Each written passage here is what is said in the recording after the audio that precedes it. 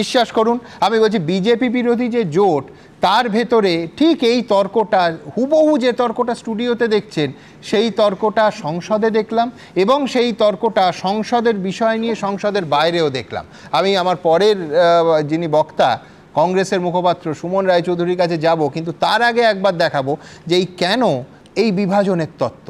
BJP বিরোধী দলগুলো কি ক্রমশ তাদের মধ্যে দূরত্ব আরও বাড়ছে, তফাৎ আরও বাড়ছে, ওই ফাঁকগুলো আরও গভীরতর হচ্ছে? জানি না, পরের প্রতিবেদনটা দেখে তারপরে আলোচনা আসবে। রাজ্যে বিরোধীদের জোট নিয়ে ধোঁয়াশা, অন্যদিকে দিল্লিতে বিরোধীদের জোটে ফাটল। মঙ্গলবার সরকার পক্ষের প্রতি পক্ষপাত দুষ্ট হয়ে কাজ করার অভিযোগে নজিরবিহীনভাবে লোকসভা স্পিকার ওম বিড়লার বিরুদ্ধে অনাস্থা প্রস্তাব এনেছে কংগ্রেস। কিন্তু ইন্ডিয়া জোটের একাধিক দল কংগ্রেসের আনা এই অনাস্থা প্রস্তাবে সই করলেও তৃণমূল করেনি। কংগ্রেসের উপর কার্যত শর্ত চাপিয়েছেন অভিষেক বন্দ্যোপাধ্যায়। একটা অ্যাপিল স্পিকারের কাছে করা যেতে পারে, স্পিকারকে 2 দিন 3 দিনের একটা সময় দেওয়া যেতে পারে। স্পিকারের বিরুদ্ধে কংগ্রেসের আনা অনাস্থা প্রস্তাবে 114 জন সাংসদ সই করেছেন। রয়েছে Samajwadi party, RJD, DMK, CPM সহ একাধিক বিরোধী দলের সাংসদ, কিন্তু ইঙ্গিতপূর্ণভাবে নেই তৃণমূল। অনাস্থা প্রস্তাব আনার আগে একটা চিঠি যৌথভাবে প্রত্যেকটা রাজনৈতিক দল যারা ইন্ডিয়া অ্যালায়েন্সের শরিক, তারা সবাই মিলে সই করে স্বাক্ষর করে একটা চিঠি লোকসভার স্পিকার বা অধ্যক্ষের কাছে জমা করুক। যদি বৃহস্পতিবারের মধ্যে কোনো সুরাহা না হয়, শুক্রবার নো কনফিডেন্স মুভ হবে, কোনো অসুবিধা নেই। এরপরই নানা মহলে প্রশ্ন উঠতে শুরু করেছে, স্পিকারের বিরুদ্ধে অনাস্থা প্রস্তাবে স্বাক্ষর না করে কি কংগ্রেসের থেকে দূরত্ব বজায় রেখে বিজেপিকে বার্তা দিল তৃণমূল? আপনি বছরের পর বছর দেখবেন যে কোনো বিল যখন সেটা একটু রাজনৈতিক কোনো একটা আগ্রহ থাকবে, বিশেষ করে বিজেপির, তখন আপনি তৃণমূলকে পাবেন না। আর কিছু না পারলে ওয়াকআউট করবে, যাতে বিজেপির সুবিধে হয়। মমতা ব্যানার্জি কিন্তু নিরপেক্ষ থেকে জগদীপ ধনকরের উপরাষ্ট্রপতি পদ পাওয়াটাকে নিশ্চিত করেছিল। মনে করে দেখুন, তুমি আর আমরা মালাইটা ভাগ করে খাবো, বেশি ইলেকশন কমিশনকে দিয়ে ঝঞ্ঝাট করিও না। আমি ইলেকশন কমিশনের কাছে গিয়ে ভোটারটি ম্যানেজ করার চেষ্টা করেছি, যদি ম্যানেজ না হয় তোমরা বাকিটা দেখে নিও। যদিও সেটিং এর তত্ত্ব উড়িয়ে দিয়েছে তৃণমূল বিজেপি দুপক্ষই। অন্যদিকে মুখ্য নির্বাচন কমিশনারের পদ থেকে জ্ঞানেশ কুমারকে সরানো নিয়ে একসময় যে কংগ্রেস উদ্যোগী হয়েছিল, এখন তৃণমূল এই নিয়ে তৎপর হওয়ার পর তারাও চুপ করে গেছে। না, কয়েকটা জায়গায় তো হবেই ওয়ার স্ট্র্যাটেজি নিয়ে লড়ার ব্যাপারে যে অভিজ্ঞতা এবং দূরদৃষ্টিতা, সেটা তফাৎ হবেই। এইটা মনে রাখতে হবে, সবথেকে সাকসেসফুল পার্টি যারা বিজেপির বিরুদ্ধে লড়াইয়ে জিতেছে, তার নাম হচ্ছে তৃণমূল কংগ্রেস। কংগ্রেস আর তৃণমূল তো শুরুর থেকেই একমত নয়। গত লোকসভা নির্বাচনের আগে আপনাদের মনে আছে, পরিষ্কারভাবে মমতা ব্যানার্জি আহ্বান দিয়েছিল, কংগ্রেস বিরোধী যত দল আছে একজোট হোক। কংগ্রেস আর তৃণমূলের ঝগড়া, কে কাকে ইমপিচ করবে, কে কাকে সরাবে, এই সব ঝগড়ার মধ্যে আমরা সময় নষ্ট করতে চাই না। এখন সামনে কে কার শত্রু আর পিছনে কে কার বন্ধু, কার তত্ত্ব ঠিক কার তত্ত্ব ভুয়ো, এ নিয়ে বিতর্ক চলবে, কিন্তু দিনের শেষে जो जीता वही सिकंदर। আশাবুল হোসেন, অনির্বাণ বিশ্বাস ও শিবাশিস মৌলিকের রিপোর্ট, এবিপি আনন্দ। দেখুন, সোজা কথা বলি, সেটিং না আমি অন্তত জানি না, কিন্তু নির্ভেজাল তথ্য বলছে জ্ঞানেশ কুমারকে ইমপিচমেন্টের দাবি তুলেছে তৃণমূল, কংগ্রেস তাতে সম্পূর্ণ নিষ্পৃহ। আবার লোকসভা স্পিকারের বিরুদ্ধে কংগ্রেস সহ বিরোধীরা যে অনাস্থা প্রস্তাবে তৃণমূল সই করল না। অভিষেক বন্দ্যোপাধ্যায় বলছেন যে স্পিকারকে চিঠি দিয়ে অন্তত 3 দিন সময় দেওয়া হোক ওনার বক্তব্য জানার জন্য। লক্ষ্য করুন, প্রায় একই অবস্থান আপেরও। আমার পরের বক্তা কংগ্রেসের মুখপাত্র সুমন রায়চৌধুরী। সুমনের কাছে অবশ্যই প্রশ্ন থাকবে যে রাজ্যে তো কংগ্রেস একা লড়বে, এটা ঘোষিত। আবার এই ঘোষণার আগেই মুখ্যমন্ত্রী মমতা বন্দ্যোপাধ্যায় পরিষ্কার করে দিয়েছিলেন যে তৃণমূল এ রাজ্যে কোনো জোটে যাবে না। রাজ্যে তো মুখ দেখা দেখি প্রায় বন্ধই ছিল। এবার কি দিল্লিতেও সেই রকম সম্পর্কের দিকে এগোচ্ছে কংগ্রেস আর তৃণমূল? সুমনদা, আপনি কি মনে করেন যে দিল্লিতে উনি যে গোষ্ঠীতে অন্তর্ভুক্ত রয়েছেন, তারা ওনাকে খুব সিরিয়াসলি বিজেপি বিরোধী বলে গ্রহণ করে? আমার তো মনে হয় না। কোন গোষ্ঠী? তুমি ইন্ডিয়া গোষ্ঠীর কথা বলছো? আমি ভেবে নিন, আপনি একজন রাহুল গান্ধীর পাশের চেয়ারটা দেখেছি মমতা বন্দ্যোপাধ্যায়ের জন্য সংরক্ষিত। মুশকিল। অরূপ কি কাল আমার বাড়িতে গেলে আমি সুন্দর কাপে কফি খাওয়াবো না, ইম্পোর্টেড কফি খাওয়াবো ওকে, এতে কোনো তখন তো আমার অতিথি, কিন্তু ওকে আমি সিরিয়াসলি নেব না। সিরিয়াসলি যে ও লড়াই করতে চায় বিজেপির বিরুদ্ধে, আমি কোনোদিন দেব না। কিন্তু সিরিয়াসলি যারা লড়াই করতে চায় তাদের দূরের চেয়ারগুলোতে বসাবে। আমি একটা ছোট্ট তথ্য দিই, 2019 থেকে 2024 নিশ্চয়ই আপনার আর্কাইভে এই ডেটা রয়েছে, যতগুলো বিল ভারতীয় জনতা পার্টির সরকার পাশ করিয়েছে, প্রতিটি ক্ষেত্রে যেখানে বিরোধীরা ইন্টারেস্ট দেখিয়েছে যে এই বিলটাকে রোখা দরকার, হয়তো সংখ্যায় রুখতে পারতো না, মানুষের ইন্টেনশন বলে একটা ডিকশনারিতে শব্দ আছে, প্রতিটি বিলের সময় হয় অ্যাবসেন্ট, তা নইলে অ্যাবসেন্ট, তা নইলে একটা অদ্ভুত একটা কারণ তৃণমূল কংগ্রেস দেখিয়ে দেবে। কি বার্তা দিতে চায় মমতা বন্দ্যোপাধ্যায় নরেন্দ্র মোদীকে? দিনের পর দিন তৃণমূল কংগ্রেসের নেতৃত্ব যারা দুর্নীতির সঙ্গে জড়িত, সিবিআই খানিকটা করে এগোয়, সেই চেতক রানা প্রতাপের চেতক ঘোড়া ছিল, টকবক টকবক টকবক করে 5 কিলোমিটার গেল, 100 কিলোমিটারের মধ্যে 95 কিলোমিটার চেতক গিয়ে ঘুমের ওষুধ খেয়ে ফেললো। এই আমরা দেখছি, বাংলার মানুষ দেখছে, জাতীয় কংগ্রেস দেখছে, সব রাজনৈতিক দল যারা বিজেপির বিরোধিতায় সিরিয়াস, তারা দেখতে পাচ্ছে তৃণমূলের এই ইন্টেনশন। আজকে আপনি প্রতিবেদনে সুন্দর করে দেখালেন কি কি সমস্যা আছে। স্পিকার তো সব বিরোধী দলেদের বাধা দিচ্ছে, তাহলে কংগ্রেসের আনা প্রস্তাবে আমি সই করলে কংগ্রেসকে, এই তো অখিলেশ যাদব কদিন আগে কলকাতায় এলো, কালীঘাট মন্দিরে গেল, মাননীয় মমতা বন্দ্যোপাধ্যায়ের সঙ্গে দেখা করলো, এবং তৃণমূলের মধ্যে, তৃণমূলের মিডিয়া ডিপার্টমেন্টের মধ্যে রব উঠে গেল, অখিলেশ এবার রাহুল গান্ধীর নেতৃত্বকে আর মানছে না, মমতা বন্দ্যোপাধ্যায়ের নেতৃত্বে চলে এলো। মমতা বন্দ্যোপাধ্যায় মুখ কোথায়? আজকে তো সমাজবাদী পার্টির সাংসদরা সই করে ফেলেছে কংগ্রেসের এই স্পিকারের বিরুদ্ধে অনাস্থার প্রস্তাবে, কোথায় গেল? সেই জন্য বলছি, আসা বসা কফি খাওয়া একটা জিনিস, আর ভিতরে মনের মধ্যে কি লুকিয়ে রয়েছে সেটা আলাদা জিনিস। আমাকে, আমার দলকে, আমার কাছের মানুষদের, আমার দলের নেতাদের যারা দুর্নীতি করে খোলা আকাশের নিচে ঘুরতে দিতে হবে। তারা যেন আকাশের নিচে ঘুরতে পারে, পর পর পর পর যেন বেল হয়ে যেতে পারে, এটাই হচ্ছে স্ট্র্যাটেজি। এই দিকেই মমতা বন্দ্যোপাধ্যায় এগোন, এবং এই সেটিং, এই শেষ লাইনটা আরো আজকে সর্বজন বিদিত। আপনি আবার ইন্টারাপ্ট করতে পারেন, আমি বলছি যে আরো নিশ্চয়ই তুমি চেঁচিয়ে, তোমার চেঁচানোর জন্য আমি আলাদা আরো 15 সেকেন্ড দেবো, অসুবিধা নেই। কিন্তু আমার প্রশ্ন হচ্ছে, তোমার শেষ বাক্যটা আরো বিশ্বাসযোগ্য হতো যদি এ রাজ্যে তৃণমূলের দুর্নীতির বিরুদ্ধে দিল্লির, তোমরা নও, প্রদেশ কংগ্রেস নয়, দিল্লির কংগ্রেস নেতারা একবার আধাবার সিকিবার যদি সরব হতেন। রাহুল গান্ধীকে সারদা নিয়ে প্রশ্ন করা হয়েছে, অন্যদিকে তাকিয়ে রইলেন। আপনারা কে, রাহুল গান্ধী কোন দিকে তাকিয়েছিলেন, কোন কোণে তাকিয়েছিলেন আমি বলতে পারবো না।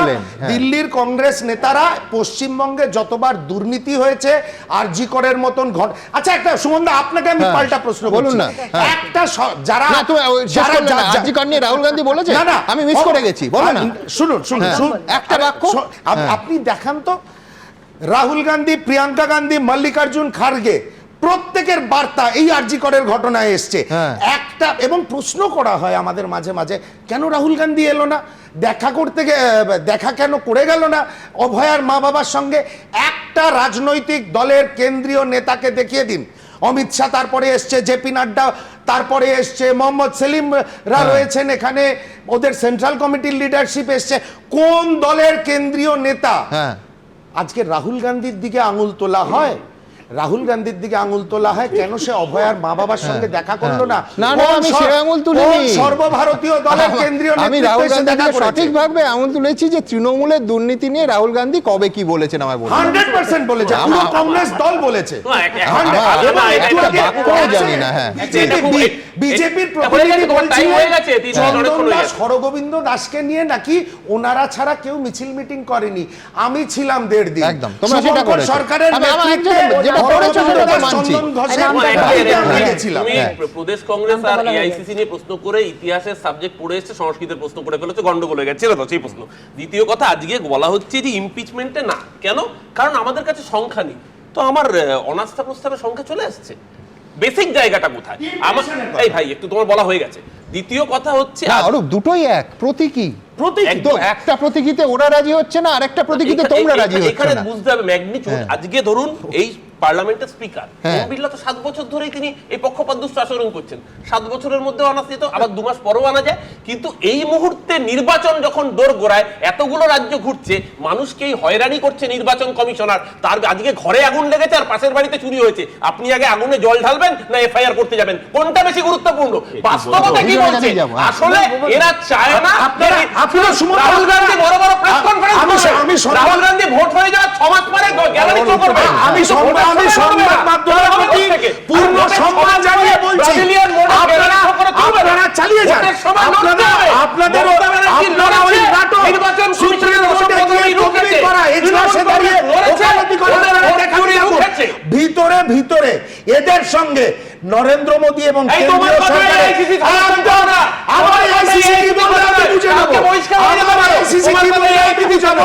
আমি দায়িত্ব নিয়ে অফিসিয়ালি আসি, কিন্তু সারাদিন আপনাদের নিউজ হাইপ হতে পারে। বঙ্গভবন পুলিশ ঘিরে ফেললো, ভিতরে গিয়ে সার্চিং করে ফেললো।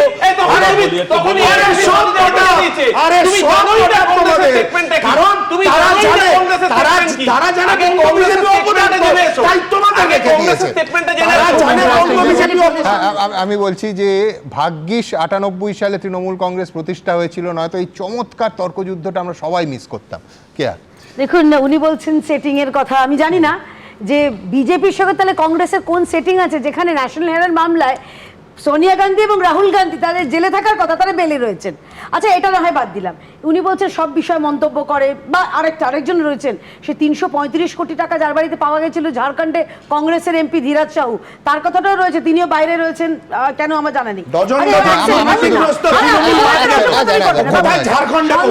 নিশ্চয়ই আমি বলছি, তুমি ন্যাশনাল হেরাল্ডে বললে, আমি বলছি রাহুল গান্ধীকে 5 দিনে 52 ঘন্টা জেরা করা হয়েছিল, তাহলে বিজেপির সঙ্গে সেটিং এ রাহুল গান্ধী এখন বাইরে আছে।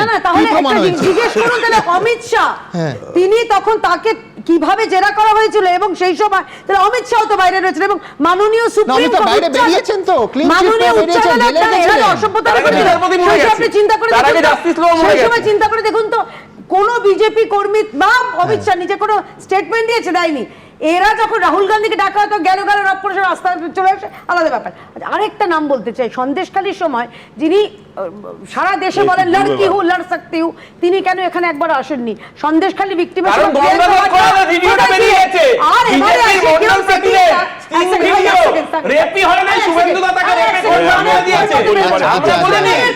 বেজনা। আর লাস্ট কথা বলতে চাই, এই যে অরূপ বললেন যে কে কার সঙ্গে, সেটা আমার জানা নেই, কিন্তু রাহুল গান্ধীর বাড়িতে কাক ভরে দরজার বেলটা বাজিয়েছিলেন কিন্তু অভিষেক ব্যানার্জি। অভিষেক ব্যানার্জি যখন কয়লা কাণ্ডে তাকে জেরা করা হচ্ছে, খালি রেখেছিল যারা, সেটা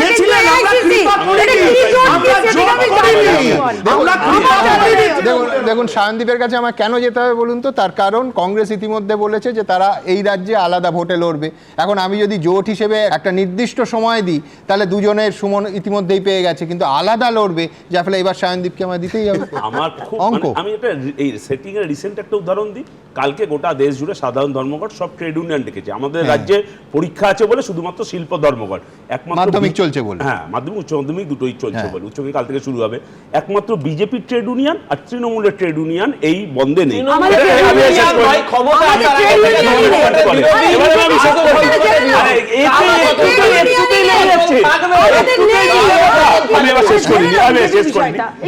অতীতের উদাহরণটা যেটা কারেন্ট কালকে আছে, আর পাস্টের একটু দিই যে কিভাবে দাঁড়িয়ে জগদীপ ধনকরকে প্রেসিডেন্ট নির্বাচন করবার সময় বা এনআরসিসি এর সময় ওয়াকআউট করে পালিয়ে গেছে, এ আমাদের কাছে নতুন কিছু, এটা কোনো ব্যাপার নয়। এখন এই ইমপিচমেন্টের ভাইস প্রেসিডেন্ট এখন এই মানে তখন মার্গারেট আলবার সঙ্গে লড়াই হয়েছিল, ইন্ডিয়া জোটের ক্যান্ডিডেট ছিল মার্গারেট আলবা, ওরা পালিয়ে গিয়ে জগদীপ ধনকরকে জিততে সাহায্য হয়েছিল। এখন জগদীপ ধনকর কোথায় আছে আমি জানি না।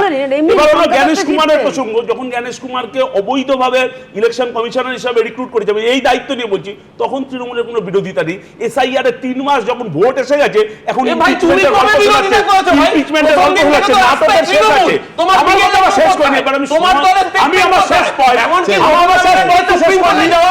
ওদের মনে হচ্ছে ওদের একটা মামলা রয়েছে, সুমন মমতা দা- ব্যানার্জি appear করার পরে মনে হয়েছে আরে শেষ ওদের করে নাও। মামলা রয়েছে। কংগ্রেসের- আর কত হিপোক্রেসি ভাই, আবার আর আমার কত যা বলার লোকে তোমাকে- শুনেছে। আরে ভাই, কংগ্রেসের শুনেছে, সুমন দা শুনেছে, সম্পর্কে শুনেছে, আমার এই একটাই জন্যই বক্তব্য, শুনবো। হ্যাঁ। যে সৎসঙ্গে স্বর্গবাস এটাই কিন্তু প্রচলিত আর কথা। CPM সঙ্গে স্বর্গবাস, দয়া করে 34 তৃণমূলের বছর মতন সর্বনাশ বেহায়া হয়ে গেছে। হয়ে যাও না। এটা তো কংগ্রেস বুঝতে বৃন্দা পেরেছে। কারাতি একমাত্র যদি কেন্দ্রীয় নেতৃত্ব বলো যে ওই CPM আমাদের সঙ্গে অভয়ার বাড়িতে CPM গিয়ে নিজেও শূন্য নবাব হয়েছে, দেখা কংগ্রেসকেও শূন্য আচ্ছা, ওকে করেছে। আমি ওকে বিশেষ করে ধন্যবাদ যে ও কংগ্রেসের সুমনদা বলে বলছে, নয়তো এক সেকেন্ডের জন্য আমি ভাবছিলাম আমায় বলছে সৎসঙ্গে স্বর্গবাস, আমি তো ওদের সঙ্গেই থাকি, আমার নরকবাস হলে ওরাই দেয়। কিন্তু জোকস অ্যাপার্ট, আমি এখান থেকে খুব গুরুত্বপূর্ণ আরেকটা পয়েন্টে আসতে চাইছি, সেটা হচ্ছে হুমায়ুন কবিরের আজকে বাবরি মসজিদে, সেই বাবরি মসজিদের নির্মাণ শুরু হলো, কিন্তু বাবরি পদযাত্রা যেটা নিয়ে বেশ হাইপ হচ্ছিল, তোলা হচ্ছিল, তাতে কিছু কাটছাঁট হলো। কি বিষয়টা জানবো, তারপর এই রাজ্যের রাজনীতির যেটা দিয়ে শুরু করেছিলাম, যে এই নতুন মোড়টা নিয়ে একটু ছানবিন করতেই হবে, কিন্তু তার আগে প্রতিবেদন। শিলান্যাসের পর বাবরি মসজিদের কাজ শুরু, পদযাত্রার রুট ছোট, মেয়ের শ্বশুরবাড়ির সম্পত্তি বাজেয়াপ্ত থেকে যোগী আদিত্যনাথের হুঙ্কার, জোটের ভবিষ্যৎ ঘিরে এখনো কুয়াশা। তৃণমূলের সাসপেন্ডেড বিধায়ক হুমায়ুন কবির একদিকে বারবার শিরোনামে, অন্যদিকে কখনো স্বস্তিতে, কখনো চরম অস্বস্তিতে। আজকের দিনে বাংলা সহ গোটা ভারতবর্ষের যে 42 কোটি মুসলমান আছে তার মেজর পার্সেন্ট মুসলমানই কিন্তু চায় মনে প্রাণে যে বাবরি মসজিদ অযোধ্যায় ছিল সেই বাবরি মসজিদ মুর্শিদাবাদের বেলডাঙ্গাতে নতুন করে নির্মাণ হোক। बाबरी मस्जिद निर्माण अवैध है, काफ़ी सारे अवैध काम हो रहे हैं ममता जी की शय से, ये काम भी हो रहा है। मैं तो उसको बिल्कुल इलीगल मानता हूँ, अवैध मानता हूँ। বুধবার মুর্শিদাবাদের বেলডাঙ্গায় আনুষ্ঠানিকভাবে বাবরি মসজিদ নির্মাণের সূচনা করলেন সাসপেন্ডেড তৃণমূল নেতা ও জনতা উন্নয়ন পার্টির চেয়ারম্যান হুমায়ুন কবির। সকাল থেকে বেলডাঙ্গায় সাজো সাজো রব, বাস, ট্রাক, ছোট গাড়িতে করে জমায়েত করেন বহু মানুষ। পূর্ব নির্ধারিত কর্মসূচি অনুযায়ী সকাল 10টা থেকে শুরু হয় নমাজ ও কোরআন পাঠ। এরপর দুপুর 1:15 নাগাদ প্রস্তাবিত বাবরি মসজিদের মূল দরজার বেস ঢালাইয়ের কাজে সূচনা করেন হুমায়ুন কবির। ডিসেম্বর মাসের 6 তারিখে বাবরি মসজিদের জন্য ভিত্তিপ্রস্তর স্থাপন করেছেন হুমায়ুন কবির এবং তার পরবর্তীকালে তিনি ঘোষণা করেছিলেন যে বেলডাঙ্গায় মুর্শিদাবাদে বাবরি মসজিদ নির্মাণ করবেন এবং সেই মতো আজকের থেকে আনুষ্ঠানিকভাবে একেবারে বাবরি মসজিদের যে নির্মাণ কাজ সেটা শুরু হয়ে গেল। হুমায়ুন কবির তৃণমূলে থাকলে বা তৃণমূল থেকে বিতাড়িত না হলে হুমায়ুন কবিরের আজকের যে বাবরি মসজিদের সূচনা বা বাবরি মসজিদ তৈরি করার যে পরিকল্পনা সেটা আখেরে তৃণমূল কংগ্রেসই বেনিফিট পেত। বিজেপি যেমন রাম মন্দির করে ভারতবর্ষের রাজনীতিতে বেনিফিট নিচ্ছে, তৃণমূল সব ধর্মকে, সব উপাসনাগারকে সম্মান করে, কিন্তু তৃণমূল বেনিফিটের জন্য এগুলিকে ব্যবহার করে না। মানুষকে পরিষেবা দেওয়া, উন্নয়ন, প্রত্যেকটি পরিবার, প্রত্যেকটি এলাকা, প্রত্যেকটি পরিবার, প্রত্যেকটি মানুষের পাশে দাঁড়ানোটা তৃণমূলের কর্তব্য বলে তৃণমূল মনে করে এবং মমতাদির নেতৃত্বে সেই কাজটা চলছে। এরই মধ্যে বিজেপি শাসিত উত্তরপ্রদেশের মুখ্যমন্ত্রী যোগী আদিত্যনাথের গলাতেও হুঙ্কার শোনা গেছে। बाबरी ढांचे का पुनर्निर्माण कभी होना ही नहीं। जो कयामत के दिन आने का सपना देख रहे हैं ऐसे ही सड़गल जाएंगे, कभी वो दिन आने वाला नहीं है। বাংলার কোনো শক্তি নাই, ভারতবর্ষের কোনো শক্তি নাই বাবরি মসজিদকে রুখে। বাবরি মসজিদের নাম নিয়ে আপত্তি তুলেছে একাধিক হিন্দু সংগঠন। वो उनको अगर मस्जिद बनवाना है तो एपीजे अब्दुल कलाम के नाम से बनवाएं और बिस्मिल्लाह के नाम से बनाएं। हम लोग मांग करते हैं कि बाबरी मस्जिद का निर्माण नहीं होने देंगे। 2 বছরের মধ্যেই বাবরি বাধা যতই আসুক এ বাধাকে অতিক্রম করব। বাবরি মসজিদের নির্মাণ কাজ শুরুর পর বৃহস্পতিবার থেকে শুরু হচ্ছে বাবরি যাত্রা। হুমায়ুন কবিরের দাবি, মালদা পুলিশ জানিয়েছে পরীক্ষা চলছে, তাই পরীক্ষার্থীদের কথা ভেবে সামান্য বদল করা হয়েছে কর্মসূচি। উত্তর দিনাজপুরের ইটাহার পর্যন্ত 175 কিলোমিটার রাস্তায় ট্যাবলো নিয়ে ও কিছু অংশে পদযাত্রার কথা ছিল। পরিবর্তে নদিয়ার পলাশী থেকে মুর্শিদাবাদের বেলডাঙ্গা পর্যন্ত 22 কিলোমিটার রাস্তায় মিছিল করে হবে বাবরি যাত্রা। যদিও নদিয়া ও মুর্শিদাবাদ পুলিশ সূত্রে খবর, এই পদযাত্রার জন্য কোনো অনুমতি চাওয়া হয়নি। বাবরি যাত্রার রুটে একাধিক স্কুল রয়েছে যেখানে পরীক্ষা চলছে। মুর্শিদাবাদে বাবরি মসজিদ নিয়ে চাপানুতরের মধ্যেই হুমায়ুন কবিরের মেয়ে ও তার শ্বশুরবাড়ির 8টি সম্পত্তি বাজেয়াপ্ত করেছে পুলিশ। প্রতিহিংসার অভিযোগ তুলে শনিবার মুর্শিদাবাদের পুলিশ সুপারের অফিস ঘেরাওয়ের ডাক দিয়েছেন হুমায়ুন কবির। এসপি আবার আমাকে খুন করার জন্য ঠিকে নিয়ে এসছে। আমি রাস্তায় গাড়িতে যা আশা করি সেটা দুজন সুপারি কিলারকে এসপি বরাত দিয়েছে যে হুমায়ুন কবিরকে গাড়ি অ্যাক্সিডেন্ট করে খুন করে দিতে হবে। এই নিয়ে মুর্শিদাবাদের পুলিশ সুপারের কোনো প্রতিক্রিয়া এখনো পাওয়া যায়নি। পার্থপ্রতিম ঘোষ ও রাজীব চৌধুরীর রিপোর্ট, এবিপি আনন্দ। দেখুন, খুল্লা হিন্দু মুসলমান মেরুকরণ কাকে বলে 2026-এর পশ্চিমবঙ্গ তার প্রমাণ। পশ্চিমবঙ্গে ভোটের আগে এই চেহারা আমি অন্তত কোনোদিন দেখিনি। সরকারি উদ্যোগে পরের পর মন্দির আর বাবরি মসজিদকে সামনে রেখে রাজনৈতিক দল আজকের পশ্চিমবঙ্গে একেবারে রমরম করে সমান তালে চলছে। আর এই ডামাডোলের মধ্যে ঢুকে গেলেন হিন্দুত্বের পোস্টার বয় উত্তরপ্রদেশের মুখ্যমন্ত্রী যোগী আদিত্যনাথ। শুধু হিন্দুত্ববাদী খুচরো সংগঠন নয়, স্বয়ং যোগী বলছেন আর কোনোদিন বাবরি মসজিদ হবে না। লখনৌতে কিছুদিন আগে দেখলাম এই নিয়ে পোস্টার পড়েছে। আমি বলছি, আমি তো দেখিনি। এই রাজনীতি কোনোদিন আপনি দেখেছেন বিশ্বনাথ দা? না, আমিও দেখিনি সুমনদা। আর তবে এই রাজনীতি কিন্তু হওয়ারই ছিল। বিশেষ করে মমতা বন্দ্যোপাধ্যায় যখন ইমাম ভাতা দিয়ে শুরু করলেন মালদা, মুর্শিদাবাদ, উত্তর দিনাজপুর কংগ্রেসের থেকে দখল করার জন্য, মুসলমানদের দিয়ে রাজনীতি, আলাদা করে ধর্মীয় রাজনীতি, সংবিধান বারণ করা সত্ত্বেও ইমাম ভাতা, মুয়াজ্জিম ভাতা দিলেন। তারপরে ওবিসিতে মুসলমানদেরকে ঢোকালেন কোনো রকম বাছবিচার না করেই, কোনো রকম সমীক্ষার কাজ না করেই, এবং নমাজের অংশ নিচ্ছেন রেড রোডে এবং সরাসরি বিজেপির বিরুদ্ধে কথা বলে রাজনীতিকরণ নিশ্চিত করছেন। আমরা কিন্তু অল্প সময়ের মধ্যে 16 সাল থেকে দেখলাম বিজেপি কাউন্টার হিন্দুত্বের রাজনীতিতে গেল। অর্থাৎ মমতা বন্দ্যোপাধ্যায়ের অ্যাপিচমেন্ট পলিটিক্স বা মুসলমান তোষণের রাজনীতির বিকল্প হিসাবে হিন্দুত্বের রাজনীতি, যেটা গো বলয়ে ছিল, সেইটা বিজেপি বড় করে তুলে আনলো এবং ফলও পেল।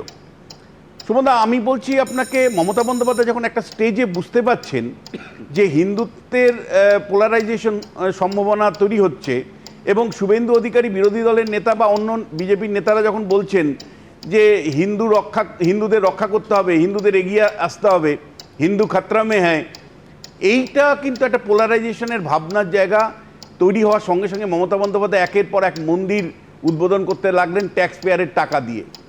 এই মন্দির যখন উদ্বোধন করতে লাগলেন এবং একই সাথে ওয়াকআপ আন্দোলনকে যখন দিল্লিতে নিয়ে যাওয়ার কথা বললেন, পশ্চিমবাংলাতে না রেখে, এবং ওয়াকআপ কার্যত কেন্দ্রীয় সরকারের প্রস্তাব মেনে নিলেন, সেই সময় থেকে কিন্তু মুসলমানদের মধ্যে একটা তীব্র ক্ষোভ, বিক্ষোভ, এবং যে শাসক দল তৃণমূল কংগ্রেসকে একচ্ছত্রভাবে যে মুসলমানরা সমর্থন করছিল, তাদের একটা অংশের মধ্যে অন্তত নেতৃত্বস্থানীয় কতটুকু প্রভাব পড়বে আমি এখনই কিন্তু বলতে পারবো না, কিন্তু তাদের একটা ভিন্ন রাজনীতির আমরা লক্ষ্য করলাম। মুসলিম সমাজকে জাগরণ করবার জন্য বাবরি মসজিদকে সামনে রেখে তারা রাজনীতি করতে শুরু করলেন।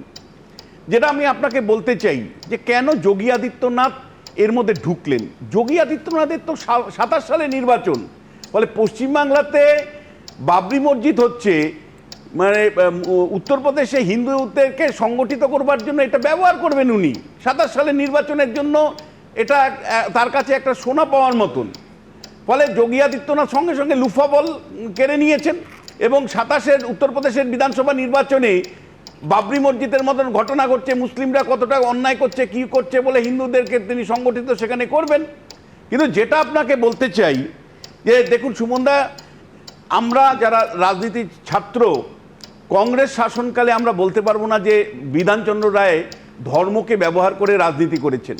আমি সিদ্ধার্থ শঙ্কর রায়ের বিরুদ্ধে একটি কথা বলতে পারবো না, অজয় মুখার্জি যুক্ত ফ্রন্ট সরকারের বিরুদ্ধে একটি কথা বলতে পারবো না, আমি জ্যোতি বসুর বিরুদ্ধে বলতে পারবো না, আমি বুদ্ধদেব ভট্টাচার্যির কাছে বলতে পারবো না। কিন্তু আমি কিন্তু দেখলাম মমতা বন্দ্যোপাধ্যায় যে মুসলিম তোষণের রাজনীতি দিয়ে শুরু করলেন, তার কাউন্টার হিসাবে পশ্চিমবাংলাতে বিজেপি আসলো। যদিও মনে রাখতে হবে 1998 সাল থেকে 2006 সাল পর্যন্ত মমতা বন্দ্যোপাধ্যায়ের জোট সঙ্গী ছিলেন, নির্বাচনী সঙ্গী ছিলেন এই বিজেপি। এখনও দক্ষিণ কলকাতার বিভিন্ন দেওয়ালে দেখবেন যে বিজেপি সমর্থিত মমতা বন্দ্যোপাধ্যায়কে জয়ী করুন। যে প্রশ্নটা আমি রাখতে চাই যে মানে 2026-এর নির্বাচনটা সরাসরি হিন্দু মুসলমানের রাজনীতিতে ঢুকে গেছে। মমতা বন্দ্যোপাধ্যায়ের যদি মুসলিম অ্যাপিচমেন্টের কনটেক্সটে তাকে নতুন করে হিন্দুত্বের পরিচয় দিতে হচ্ছে, তো বিজেপির ক্ষেত্রে হিন্দুরা কতটা খতরামে হয় সেটা দেখছে। তার রিফ্লেকশন আপনি যদি দেখেন যে এসআইআর প্রক্রিয়ার মধ্যেও পড়েছে, এসআইআরেও কিন্তু দুটো শিবিরে বিভক্ত হিন্দু মুসলিমের জায়গা থেকেই। এইখানে এইরকম একটা পরিস্থিতিতে হুমায়ুন কবিরের জনতা উন্নয়ন পার্টি হলো আরেকটা মুখ, অর্থাৎ কমিউনাল পলিটিক্সের হলো আরেকটা ফন্ড উনি খুললেন। কিন্তু যে বড় তিনটে প্রশ্ন, বড় প্রশ্নগুলো যেগুলো থাকে, যে এই সরকারি যখন চাকরিজীবী যাদেরকে মানে দুদিন আগে সুপ্রিম কোর্ট ডিএ দিতে বলেছিল, সেখানে কিন্তু হিন্দুও আছে, মুসলমানও আছে। মুসলমানরাও ডিএ পাচ্ছে না, হিন্দুরাও ডিএ পাচ্ছে না। যদি আপনি লক্ষ্য করেন যে প্রত্যেকটা বাড়িতে মানে কাজ নেই জন্য ভিন্ন রাজ্যে যারা যাচ্ছেন তারা কিন্তু হিন্দু আছে, মুসলমানও আছে। আপনি যদি দেখেন 8,200 প্রাইমারি স্কুল তৃণমূল শাসনকালে বন্ধ হয়ে গেছে, সেইখানে কিন্তু হিন্দু এলাকাতেও বন্ধ হয়ে গেছে, মুসলমান এলাকাতেও বন্ধ হয়ে গেছে। ফলে বেসিক যে জায়গাগুলো, সেই গভর্নেন্সের জায়গাগুলো, যখন কোনো আইন শৃঙ্খলা জনিত সমস্যা হয়, সেটা মুর্শিদাবাদে হোক বা অন্য রাজ্যে হোক, অন্য জেলায় হোক, সেখানে মুসলমানদেরও মৃত্যু ঘটে, হিন্দুদেরও মৃত্যু ঘটে। বোমা, গুলি, বারুদের যে ভয়াবহ রাজনীতি, সেখানে হিন্দুরাও আক্রান্ত হয়, মুসলমানরাও আক্রান্ত হয়। বৃহত্তম গভর্নেন্সের প্রশ্নটা কিন্তু না তৃণমূল, বিজেপি, না হুমায়ুন কবিরের জনতা উন্নয়ন পার্টি তোলেন।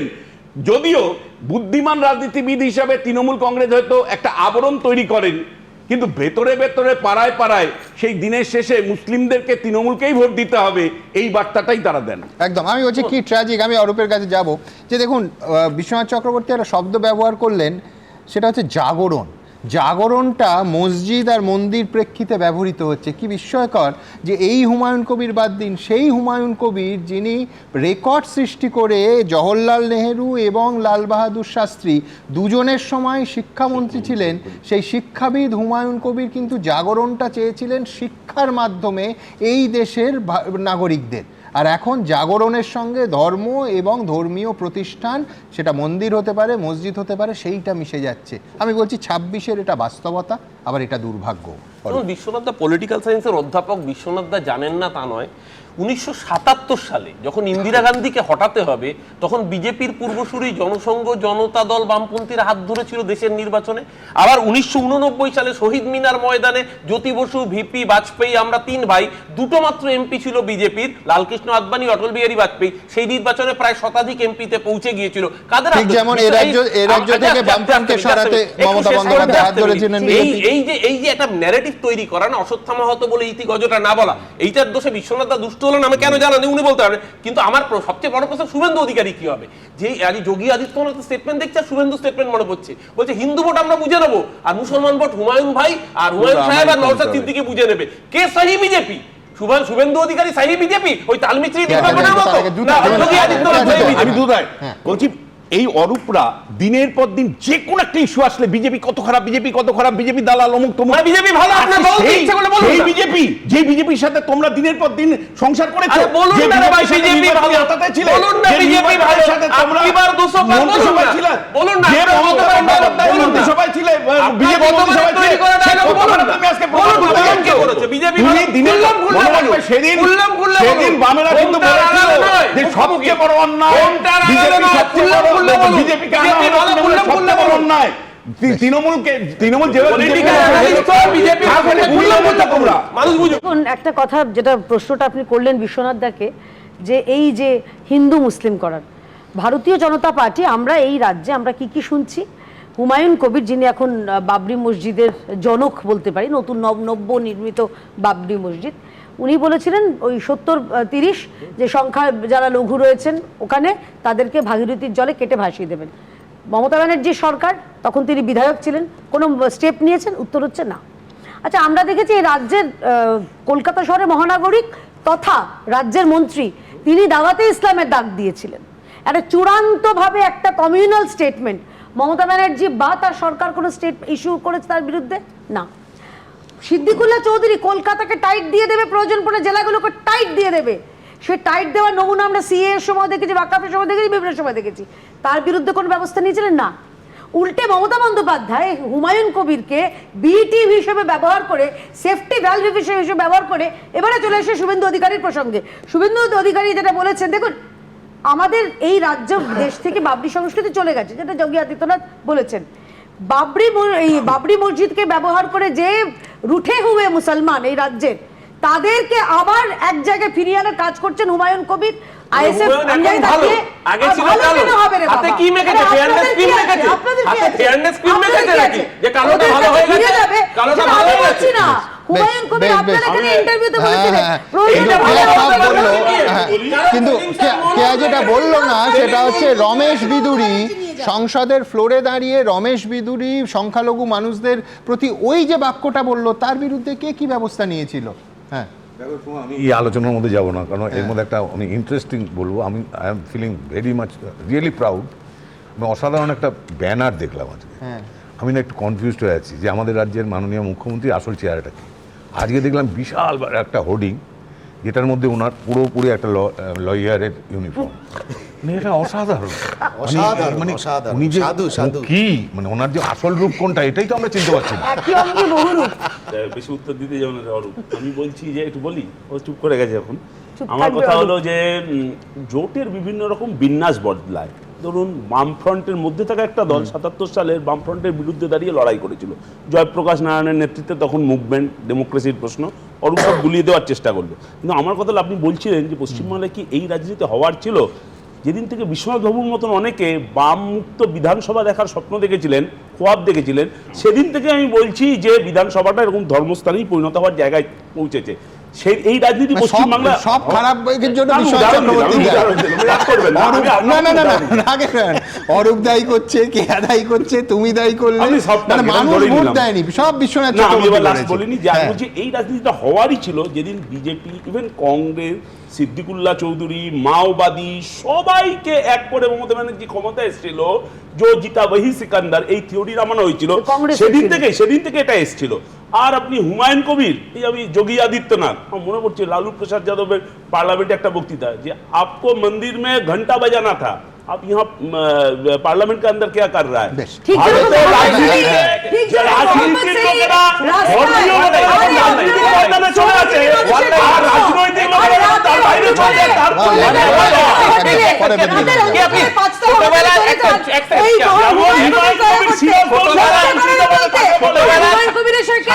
ছোটবেলায় ডায়লগ দিত বিপ্লব স্পন্দিত বুকে মনে হয় আমি লেনিন, ডায়লগটা একটু বদলে গেছে, সেলিম স্পন্দিত বুকে মনে হয় হুমায়ুনই লেনিন। এখন হুমায়ুন এখন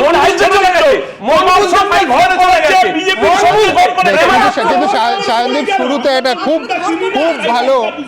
ভালো শব্দবন্ধ ব্যবহার করেছে, বেশ আমার কানে লেগেছে, ভালো লেগেছে, সেটা হচ্ছে জোটের বিন্যাস। আচ্ছা, এই মুহূর্তে এই হুমায়ুন কবির স্পন্দিত পশ্চিমবঙ্গে জোটের বিন্যাসটা ঠিক কি দাঁড়াচ্ছে বলুন তো? আমি পরের প্রতিবেদনে যাব, তারপর রবীন্দ্রনাথ দার দিকে আসবো। দেখুন, শীত শেষ লগ্নে, তাই কুয়াশার দেখা নেই, কিন্তু রাজ্যের কয়েকটি বিরোধী দলের জোটের ভবিষ্যৎ এখনো কুয়াশায় মোড়া। সিপিএম, হুমায়ুন কবির, আইএসএফ, মিমের কি জোট হতে পারে? এই প্রশ্নের এখনো কোনো উত্তর নেই। নানাজন নানা কথা বলছেন, বৈঠক হচ্ছে, একে অপরকে আলটিমেটাম দিচ্ছেন, কিন্তু জোটে জট কাটছে না। সিপিএম কি শেষ পর্যন্ত হুমায়ুন কবিরের সঙ্গে যাবে? হুমায়ুন, আসাউদ্দিন, ওয়েসিন, মিমের সঙ্গে গেলে সিপিএম কি তাদের সঙ্গে যেতে পারে, নাকি আগের বারের মতো শুধু সিপিএম আইএসএফ জোট হবে? প্রশ্ন অনেক, কিন্তু উত্তর নেই। নানাজন অবশ্য নানা দাবি করছেন। উনি আমাকে এখনো পর্যন্ত সবুজ সংকেত দিয়ে রেখেছেন, অর্থাৎ কথা দিয়ে রেখেছেন যে আগামী নির্বাচনে আমাদের সঙ্গে সিপিএম থাকবে। যেই আমার আশা, সিপিএম, নওশাদ, ওই জাতীয় উন্নয়ন পার্টির রুহুল আমিন সাহেব এবং অবশ্যই মিমের আসাদুল্লাহ ওয়াইসি সাহেবকে নিয়ে আগামী দিনে আমরা বাংলার এই জোট নিশ্চিতভাবেই হবে। উনি কি করবেন? উনি তো মিমের সঙ্গে নাকি যোগাযোগ করেছেন, কি বলে বামফ্রন্টে যদি ডেড লাইন না হয় তাহলে মিমের সঙ্গে চললাম। মিমের সঙ্গেও চলতে পারি, মিম মানে বিজেপি, অথচ ডেড লাইন দিচ্ছি, এ দুটো সব বোকা বোকা জিনিস। সিপিএম ও হুমায়ুন কবিরের মধ্যে কি সেতু বন্ধনের কাজ করতে পারে আইএসএফ? আমাদের সাথে বামেদের আলোচনা অনেকটা এগিয়ে গিয়েছে। হুমায়ুন কবির সাহেব যে বিগত দিনে যে কথা বলেছিলেন, সেই বিষয়গুলো থেকে তিনি প্রত্যাহার করেছেন। এই যে তার এই ভুল তিনি বুঝেছেন, এটাকে আমরা পজিটিভ দেখছি। কিন্তু জোট কোথায় হতে হবে, কিভাবে হবে, এখনো পর্যন্ত সেই স্তরে আমরা পৌঁছাইনি। এখন প্রশ্ন হচ্ছে, জোট হলে কি তৃণমূলের সংখ্যালঘু ভোট ব্যাংক ধাক্কা খাবে? বাংলার যে মুসলিম ভোট ব্যাংক, সেটা কারো পৈতৃক সম্পত্তি না, এটা মুসলমান মুসলমানদেরই ভোট, মুসলমানদেরই নেতাদেরকে সামনে রেখে এই ভোট আগামী দিনে তারা দেবে। ভ্যালেন্টাইন্স ডের মরশুমে যেভাবে মোহাম্মদ সেলিম অন্যদের মন বুঝতে চেষ্টা করে যাচ্ছেন, তো সেটা তো খুব একটা বেশ মানে রঙিন জোটের একটা ব্যাপার। তো এখন সেটা বলতে পারবে যাদের কথা হুমায়ুন কবির বলছেন, তো তারা বলবেন, উত্তর দেবেন। আমরা এসব নিয়ে মাথাও ঘামাচ্ছি না, এগুলো আমাদের কাছে বিনোদন। এবারের বিধানসভা ভোটে কি নতুন কোনো জোট সমীকরণ দেখবে রাজ্যবাসী? উত্তর ভবিষ্যতের গর্ভে। পার্থপ্রতিম ঘোষ, রঞ্জিত হালদার ও আশাবুল হোসেনের রিপোর্ট, এবিপি আনন্দ। দেখুন, আপাতত ভোটের অঙ্কটা একদিক থেকে দেখলে বেশ সোজা। বিরোধী ভোট যত ভাগ হবে তত শাসকদের সুবিধে, অরূপদের হাসি আরও চওড়া হবে। কেন বলছি? প্রথমত, বাম এবং কংগ্রেসের জোট হলো না। দ্বিতীয়ত, হুমায়ুন কবির জোট করছেন মিমের সঙ্গে। তৃতীয়ত, সিপিএম জোট করছে আইএসএফের সঙ্গে। আমি বলছি কাল কি হবে সত্যিই জানি না, কিন্তু আপাতত জোটের সম্ভাবনার ছবিটা এইরকম অ্যাজ অফ নাও। এই তিনের বাইরে রাজ্যের প্রধান বিরোধী দল বিজেপি তো আলাদা করে লড়ছে, এতে শাসকের সুবিধে হওয়ার কথা। এই সোজা অঙ্কটা এখনো পর্যন্ত এইভাবে দেখতে পারি। রবীন্দ্রনাথ মানবেন? একদমই। দেখুন, মমতা বন্দ্যোপাধ্যায় যখন ক্ষমতায় এসেছিলেন 2011 সালে, তার আগে বিরোধী সমস্ত ভোট একজোট হয়েছিল, অর্থাৎ মমতা বন্দ্যোপাধ্যায় পাশে পেয়েছিলেন বিজেপি, নকশাল, এসইউসি, কংগ্রেস সবাইকে, এবং তাই নিয়ে তিনি ক্ষমতায় এসেছিলেন। আর আজকে আপনি চেহারাটা দেখুন, এই চ্যানেলের মধ্যেই আপনি বুঝতে পারছেন যে প্রতিনিধিরা কি করে একে অপরের সঙ্গে লড়াই করে যাচ্ছেন, আর অরূপ বসে বসে হাসছে। তো এই জায়গাতে দাঁড়িয়ে প্রথম আপনি আসুন কংগ্রেসের অবস্থান। কংগ্রেসের আগের প্রদেশ কংগ্রেস সভাপতি অধীর রঞ্জন চৌধুরী, তিনি খুব একটা কড়া অবস্থানে ছিলেন এবং তিনি সিপিএমের সঙ্গে জোট করেছিলেন। সিপিএম, আইএসএফ, কংগ্রেস জোটে একসঙ্গে এর আগের ইলেকশনটা হয়েছিল 2021 সালে। তারপরে নতুন প্রদেশ কংগ্রেস সভাপতি হলেন এবং শুভঙ্কর সরকার আসার পরেই কেমন যেন একটা কালীগঞ্জ উপনির্বাচনেও কংগ্রেস সিপিএম এর জোট হয়েছিল, সঙ্গে ছিল। তারপরে যখন আমরা এই শুভঙ্কর সরকার তৃণমূলের প্রতি যে নরম ভাব প্রকাশ করতে শুরু করলেন, আরে ভাব আমরা তো বিশ্লেষকরা বুঝি যে ওনার ভাবটা কতখানি নরম হচ্ছে, এবং তখনই কিন্তু পরিষ্কার বোঝা যাচ্ছিল যে কংগ্রেস সিপিএম এর সঙ্গে এবার অন্তত জোটে যাবে না। সেটাই হলো। তার আগে হলো, তার আরও কারণ হলো যে তৃণমূলের সঙ্গে হয়তো বা জোট হতো, কিন্তু তার আগেই তৃণমূল জানিয়ে দিল যে তারা জোটে যাবে না, অর্থাৎ তারা তাদের আসন ছাড়বে না। সুতরাং কংগ্রেস একাই লড়ছে, কংগ্রেস একা হয়ে গেল। এবার বাম আইএসএফ এর দিকে তাকান, কংগ্রেস তো গেল, বাম আইএসএফ এর আগের বার একসঙ্গে লড়েছিল। এবার তার সঙ্গে তারা হুমায়ুন কবির, অর্থাৎ মুসলিম জাতিসত্তা পরিচিতির ভিত্তিতে, মুসলিম পরিচিতির ভিত্তিতে যে দল উঠে আসছে তার সঙ্গে জোট করছে। যদিও মতাদর্শগতভাবে সিপিএম একটা সেকুলার দল, বাম দলগুলোর মধ্যেই প্রশ্ন এসছে মতাদর্শগতভাবে এটা কতখানি যুক্তিযুক্ত হুমায়ুন কবিরের সঙ্গে যাওয়ার। এখানে বসে শতরূপ ঘোষ তিনি বলেছেন অফিসিয়াল প্রতিনিধি হিসেবে মিমের সঙ্গে জোটের কোনো প্রশ্ন নেই। আজকেও সুজন চক্রবর্তী বললেন, কিন্তু একসময় তো হুমায়ুন কবিরের সঙ্গে কথা হবে কি হবে না সেটা নিয়েও কথা হয়েছিল। আজকে তো হুমায়ুন কবির বলছেন যে সব কথাই হয়ে গেছে। তাহলে বাম জোটের সঙ্গে কতখানি কি আলোচনা হয়েছে বাম নিজেদের জোটের মধ্যে তাও আমরা জানি না। সুতরাং এই পরিস্থিতিতে আবার বামফ্রন্টের বৈঠক থেকে নরেন চট্টোপাধ্যায় উঠে চলে যাচ্ছে, সেটাও ফ্যাক্ট। সুতরাং এই পরিস্থিতিতে পরবর্তীকালে মিমের সঙ্গে আবার নতুন কোনো কথা আবার দেখা যাবে কিনা তাও আমরা বুঝতে পারছি না। সুতরাং এই একটা অদ্ভুত সিপিএম এইরকম একটা জায়গায় যাচ্ছে, আমরা জানি না যদি সেই রকম জায়গায় যায় তাহলে এই পরিস্থিতি আসবে কিনা যে আমও গেল ছালাও গেল। এবার বিজেপিতে আসুন। রাজ্য বিজেপির কিছু নেতৃত্ব ভীষণভাবে লড়াই করছেন, চেষ্টা করছেন, কিন্তু কেন্দ্র বিজেপির এই রাজ্য বিজেপির বিরোধিতা মেনে নিচ্ছে তো। কেন বলছে কথা? দেখুন, কালীঘাটের কাকু একসময় বলেছিলেন যে আমার বসকে তো ছুতে পারবে না, তাই আমাকেই ধরছে। এটা আমরা দেখলাম কালীঘাটের কাকুর কথাই সত্যি হলো। আপনার দেখুন বেশ কিছু তদন্ত সেগুলো এগোচ্ছে, কিছুটা গিয়ে থেমে যাচ্ছে, অর্থাৎ তদন্তকারী সংস্থাগুলো সেগুলো একটা জায়গায় গিয়ে থেমে যাচ্ছে, এবং সেটা নিয়ে শ্রমিক ভট্টাচার্য, শুভেন্দু অধিকারী তারাও সক্রিয় হচ্ছেন, তারাও চিৎকার করছেন, কিছু লাভ হচ্ছে না। অন্যদিকে দেখুন দুটো জায়গাতেই তৃণমূল ওম বিড়লার বিরুদ্ধে যে স্পিকারের বিরুদ্ধে যে অনাস্থা প্রস্তাব, তাতে কংগ্রেসের সঙ্গী হলো না। কংগ্রেস জ্ঞানেশ কুমারের ক্ষেত্রে যে অনাস্থা প্রস্তাব নিয়ে আসতে চাইলো বা ইমপিচমেন্ট নিয়ে আসতে চাইলো, সেই ইমপিচমেন্ট প্রস্তাবে তৃণমূল আবার সঙ্গী হলো না। দুটোই কিন্তু বিজেপিকে সুবিধাজনক একটা অবস্থায় নিয়ে আসলো। তার মানে আমি দেখুন সেটিংয়ের কথাতে যাচ্ছি না, সেটিংটা খুব ক্লিশে হয়ে গেছে, কিন্তু একটা ঘটনা ঠিক যে জায়গায় গেলে কেন্দ্র বিজেপি যে জায়গায় যে অবস্থান নিলে রাজ্যে মমতা বন্দ্যোপাধ্যায় অসুবিধাজনক একটা গোলমেলে পরিস্থিতিতে পড়বে, সেই জায়গায় যাচ্ছে না। এতে এই রকম একটা পরিস্থিতিতে সবচেয়ে বেশি সুবিধাজনক জায়গায় রয়েছেন কিন্তু তৃণমূল। অর্থাৎ মমতা বন্দ্যোপাধ্যায় দেখুন যে জিনিসটা কেন্দ্র তার লক্ষণ রেখাতে বিজেপিকে আটকিয়ে দিয়েছেন, ওই হিন্দু মুসলমান এই ভোট চিৎকার চেঁচামেচি এগুলো বাদ দিন, আলটিমেটলি তো ভোটটা কেন্দ্র মানে জোটের ভিত্তিতে হবে অথবা বুথে হবে। সেই জায়গায় গিয়ে কিন্তু এই যে দলগুলো তাদের কেন্দ্র নেতৃত্ব রাজ্য বিজেপিকে আটকে দেবে, আর অন্য তৃণমূল বিরোধী দলগুলো তারা এক হতে পারছে না। এবং সেটা আরো বেশি করে বোঝা গেল দিল্লি ইলেকশনের আগে কেন্দ্র বাজেটে কি দিল, বিহার ইলেকশনের আগে কেন্দ্র কি দিল, কিছুই দিল না বাংলা ইলেকশন আগে। অন্যদিকে মমতা বন্দ্যোপাধ্যায় ঢেলে দিলেন। তাহলে আমরা কি দিনের শেষে কি দেখব? আবার আমাদের ভাগ্যে যিনি আছেন তিনিই আসবেন, তিনিই হাসছেন, তার হাসি চওড়া হচ্ছে। কংগ্রেস নিয়ে এতক্ষণ রবীন্দ্র বলে গেলেন, এরপরেও তৃণমূলকে তার উত্তর দিতে হবে। আমি একটু আমি সুমনের কাছে যাব। একটা খুব পরিষ্কার, সেটা হচ্ছে উনি কথা, আমি কালীগঞ্জের কথা বললাম, তার আগে দুটো সাকসেসফুল মডেল, একটা হচ্ছে শিলিগুড়ি মডেল, যে তৃণমূলের ওই মানে পোস্ট 2011-এর জনপ্রিয়তাতে শিলিগুড়ি মডেল করে বাম এবং কংগ্রেস তৃণমূলকে আটকে দিতে সমর্থ হয়েছিল। আর সাগরদিঘি মডেল, বাইরনকে তোমরা ধরে রাখতে পারোনি সুমন, কিন্তু সাগরদিঘি মডেল সাকসেসফুল হয়েছিল, এটা তো ফ্যাক্ট, একদম ফ্যাক্ট।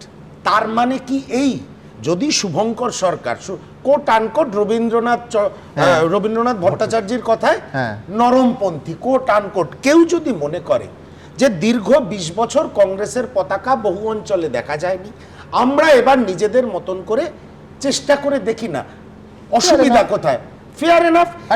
কিন্তু তোমার হাই কমান্ডার প্রদেশ একমত হলে কার কি বলার থাকতে পারে? শুনুন, যখন সিদ্ধান্তটা হয়, যেদিন সিদ্ধান্ত হয় কংগ্রেস একা লড়বে, সেই টেবিলে যে উনি বললেন না অধীরবাবু কড়া, শুভঙ্কর সরকার নরম, ওই টেবিলে কেসি বেণুগোপাল খার্গেজির সঙ্গে অধীরবাবু উপস্থিত ছিলেন, আপনি খুব ভালো করে জানেন। আমি 2-3টে খালি কোটেশন দিয়ে আমি শেষ করব, আমি কারুর ব্যাপারে বাকবিতণ্ডায় জড়াইনি। সুজনবাবু বলছেন এই কথাগুলো বলার জন্যে হঠাৎ মনে করার কারণ নেই যে আমার সঙ্গে সায়নদীপের ব্যক্তিগত সম্পর্ক নষ্ট হয়ে গেছে। সুজনবাবু বলছেন এটা যদি পক্ষে যায়, জোটের পক্ষে যায়, তাহলে ভালো কথা। সুজনবাবু বলছেন শুভঙ্কর বাবুর নিজের সাইজটা বোঝা উচিত। উনি কি মিন করতে চাইলেন আমি জানি না। মোহাম্মদ সেলিম বলছেন তৃণমূলের প্রতি নরম। দ্বিতীয় দিন বলছেন বোধহয় তৃণমূলের কাছে কিছু ফিলার্স পাঠিয়েছে কয়েকটা সিটের জন্য। সব আপনার প্রতিবেদনে, আপনার আর্কাইভে রয়েছে।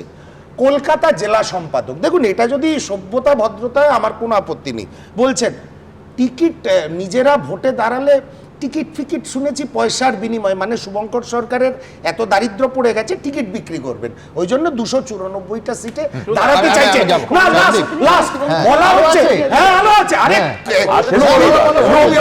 রবীন্দ্র বলছে আমাদের চালচলনের ওপরে ওনারা নজর রাখছেন। লাস্ট পয়েন্ট, এবার শুনুন, একজন চকচকে যুব নেতা যে আপনার প্যানেল সবসময় আলো করে থাকে, সে বলছে তামান্না খাতুনের পাশে কংগ্রেস কোথায় ছিল? মাটি দেওয়ার সময়ও কেউ ছিল না, পোস্টমর্টমের সময়ও কেউ ছিল না। তামান্নার মা মৌলালী যুব কেন্দ্রের পাশে স্বাস্থ্য কেন্দ্রের চিকিৎসায় এসেছিলেন, তখন আমরা কাউকে দেখিনি। হতেই পারে তারা ব্যস্ত আছে। জোটটা না হওয়ার কারণ কি? অভিমান, এই ভাষাগুলো কি জোটের রাজনীতি নির্বাচন ভিত্তিতে হয় নাকি? এই ভাষাগুলো জোটের পক্ষে যায়। ভাষা জোটের সঙ্গে সঙ্গতিপূর্ণ নয়, এটা কিন্তু ঠিক। প্রথম কথা, যেভাবে সিপিআইএম নিয়ে আলোচনা হচ্ছে তাতে শঙ্খ ঘোষের কথা ধার নিতে হয় যে শূন্যের ভেতরে এত ঢেউ আছে, সে কথা কি জানো না? দ্বিতীয় কথা, তুমি বলছো যে সিপিএম এর কথা এত গুরুত্বপূর্ণ ভাবে নোট করে বলাটা উচিত নয়। আর বললাম না আমি, সেটা আপনারা ঠিক করবেন। এত তুমি বলছো কয়দিন আগে তো নোট করতেন না, এখন হঠাৎ নোট করছে বলেই আমার একটু চিন্তা হচ্ছে দ্বিতীয় কথা হলো যে কংগ্রেস যে তোমাদের করে না, তাদের সাথে চলবে কি করে? সম্পর্কে যে সবার কাছে অভিযোগগুলো আসবো, হ্যাঁ। করেছে হ্যাঁ। তো প্রকাশ্যে বলেছে। হ্যাঁ, কিন্তু আপনি বলুন তো, যতদিন পর্যন্ত এই বোঝাপড়ার জন্য তৃণমূল বিরোধী, বিজেপি বিরোধী সমস্ত ধর্মনিরপেক্ষ গণতান্ত্রিক শক্তিকে এক করার চেষ্টা আমরা করেছিলাম, কোনো ধরনের কোনো মন্তব্য শোনা গেছে। কিন্তু যখন দেখা গেল একতরফাভাবে এই তৃণমূল বিজেপি বিরোধী লড়াইটাকে কিছুটা দুর্বল করে দেওয়ার চেষ্টা হলো, তখন হয়তো কেউ কেউ এই কথাটা বলেছে। দ্বিতীয় কথা, আমি লাস্ট কথা না বলি, তাতে কংগ্রেসের কি লাভ? মোটিভটাও তো তোমায় বলতে হবে। আমরাও তো বুঝতে পারছি না কংগ্রেসের কি লাভ।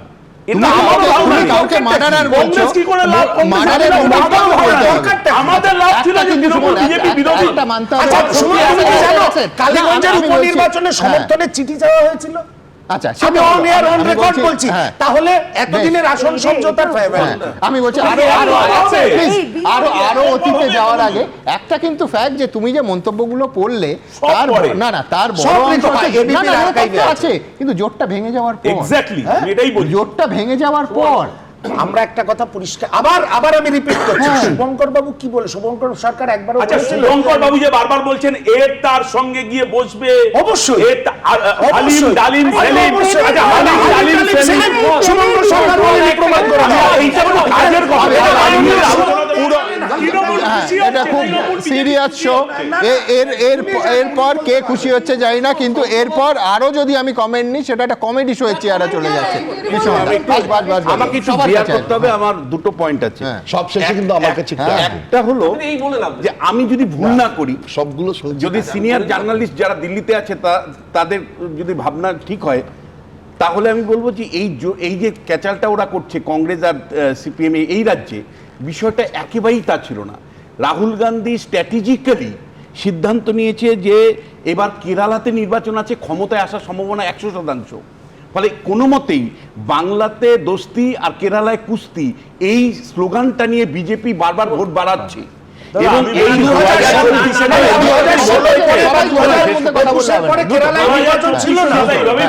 আমি যে 2016 এবং 2021 পরপর দুবার কংগ্রেস হেরেছি, এবং সেই কারণে কিন্তু বিজেপি স্পেসটা কমানোর জন্যই, সচেতনভাবে ক্ষমতায় আসার জন্যই কিন্তু এই বাংলাতে হাত ছেড়েছে। এইটা খ হলো, আপনি রবীন্দ্রনাথ বাবুকে বলছিলেন যে বিরোধী ভোটটা যদি বিভাজিত হয়, তাহলে এই রাজ্যে তো সত্যি শাসকের সুবিধা। এটা তো এতদিন তো আমরা তাই ব্যাখ্যা করেছি। ইন্ডেক্স অফ অপোজিশন ইউনিটির মূল বক্তব্য হচ্ছে যে 100টা বিরোধী ভোটের মধ্যে প্রধান বিরোধী দল কয়টা ভোট পেল। কিন্তু এই ক্ষেত্রে কিন্তু আমাদের ভোট মানে পড়াটা, যে পোল অফ ভোট মানে অ্যাসিমেট্রিক ওয়েতে নয়। ফলে আমাদের একটা বিরাট জোন আছে যেখানে সংখ্যালঘুদের একটা বিরাট প্রাধান্য আছে। ফলে সেখানে যদি জনতা উন্নয়ন পার্টির জোট বা অন্য কোনো জোট যদি বেশি ভোট পায়, সেই ভোটটা কিন্তু যে সবসময় শাসক দলের পক্ষে যাবে, অর্থাৎ তৃতীয় ফ্রন্টের ভোটটা যে শাসককেই সবসময় সুবিধা করবে তা নয়, উল্টো শাসকেরও বিভাজন তৈরি হতে পারে। ফলে এটাও আমাদের মাথায় রাখতে হবে। পাশাপাশি এটাও মাথায় রাখতে হবে যে নাকি এই ধরনের একটা শক্তির উত্থান হলে আরও ঐক্যবদ্ধভাবে সংখ্যালঘু ভোট তৃণমূলের দিকে আসবে। দেখুন, উত্তর আমাদের কাছে নেই, সম্ভাবনাগুলো আলোচনা করছি। অরূপ কেয়া দুজনের কাছেই আসবো, কিন্তু তার আগে যাকে নিয়ে এত কথা হচ্ছে, তিনি হঠাৎ ছবিতে একটা হেলিকপ্টার নিয়ে এসছেন। তিনি বলছেন যে জোট সঙ্গী আমার যে হবে তাকে আমি হেলিকপ্টারে চাপাবো। কে বলতে পারেন? অবশ্যই হুমায়ুন কবির। দেখুন, আমার সঙ্গে যারা জোট সঙ্গী থাকবে, সেই জোট সঙ্গীদের আমি আমার খরচে, আমার পার্টির খরচে তাদের জোট সঙ্গীদেরও সওয়ারি করব হেলিকপ্টারে। মানে ভাবা যায়, এই অফার ভাবা যায়, মানে কাগজে বিজ্ঞাপন দেওয়ার মতো। হ্যাঁ না, আমি প্রথমত বিশ্বনাথদার কথা রেসপেক্ট, বিশ্বনাথদা হঠাৎ করে ধর্মনিরপেক্ষতার অ্যাঙ্গেল এনে মমতা ব্যানার্জি খারাপ, বুদ্ধবাবু জ্যোতিবাবু খুব ভালো ছিল। আমি একটা ইনসিডেন্ট মনে করি দিই। 2007 সাল নন্দীগ্রামের জমি আন্দোলন উত্তাল। বুদ্ধবাবু নন্দীগ্রামের আন্দোলনকারীদের কনভিন্স করার জন্য দিল্লি থেকে ইমাম বুখারিকে নিয়ে এসেছিলেন মিটিং করানোর জন্য। ভূমি উচ্ছেদ প্রতিরোধ কমিটি সেদিনকে প্রতিবাদ করেছিল, ফিরে যেতে হয়েছিল ইমাম বুখারিকে। যখন আদবানিজির রামরথ বেরিয়েছিল এই পশ্চিমবাংলায় ঝালদার ওপর দিয়ে যাওয়ার সময় 6 জন মানুষের মৃত্যু হয়েছিল, লালু যাদব আটকে ছিলেন, জ্যোতিবাবুর সরকার আটকায়নি। আর তৃতীয়ত এখানে শঙ্খবাবুর কথা উল্লেখ করলো সায়নদীপ, আমি যা শেষ করি, কি আইরনি দেখুন, সেই শঙ্খবাবু লিখে গিয়েছিলেন হাতের উপর হাত রাখা খুব সহজ নয়। আজকে হাতের সঙ্গে আজকে কাস্তে হাতুড়ি নন্দীগ্রামের আন্দোলনের এভরিডে জার্নি করেছি, সেখান থেকে বলছি, মানে জামাতি উলেমা তাদের মানে সিদ্দিকুল্লাহ পার্টি উলেমায়ে হিন্দ, জামাতে উলেমায়ে হিন্দ, জামাতে উলেমায়ে হিন্দ একটা ইন্ডিপেন্ডেন্ট অর্গানাইজেশন, একটা ইন্ডিপেন্ডেন্ট অর্গানাইজেশন, জামাতে উলেমায়ে হিন্দ যখন জামাতে উলেমা রোলটা সেই সময় সিদ্দিকুল্লাহর নেতৃত্বে হাজার হাজার লাখ লাখ মানে মুসলিমদেরকে মোবিলাইজ করছে শুধু ধর্মীয় আবেগ দিয়ে। এটা খ হলো যেটা যেটা বলতে চাই যে আপনার মনে রাখতে পারে গোজরার দাঙ্গার পরে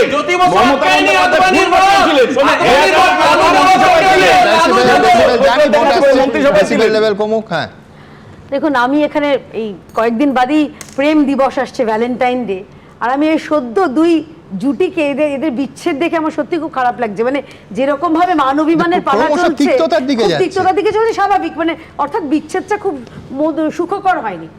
আমার বক্তব্য হচ্ছে, রবীন্দ্রনাথ স্যার বললেন যে পরিসর মমতা বন্দ্যোপাধ্যায়ের চওড়া হচ্ছে, স্বাভাবিক, একদম ঠিক বলেছেন উনি। কারণ এই যে কংগ্রেস একলা চলো নীতি নিয়ে যে কোনো কারণেই হোক না কেন তৃণমূলের সুবিধা করে দিচ্ছে। কারণ যদি বিরোধী ভোটটা ভাগ হয়, কার সুবিধা হবে? শাসক দলের। সেক্ষেত্রে বাম বলুন, বামও সেফটি ভ্যালভ হিসেবে কাজ করে।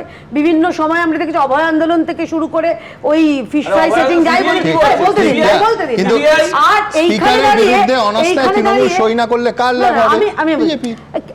আচ্ছা, লাভ লোকসানের ব্যাপারে সংখ্যার দিক থেকে কোনো লাভই হতে পারবে না।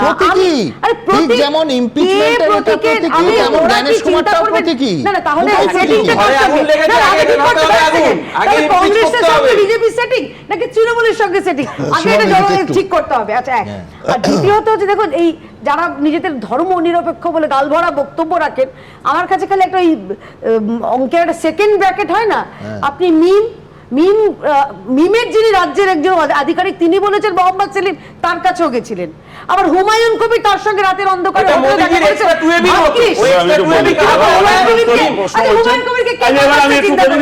সেই জায়গায় দাঁড়িয়ে রাতের অন্ধকারে, ভাগ্যিস এবিপি আনন্দের সাংবাদিক ছিলেন, তা নাহলে এটা ধরা পড়তো না।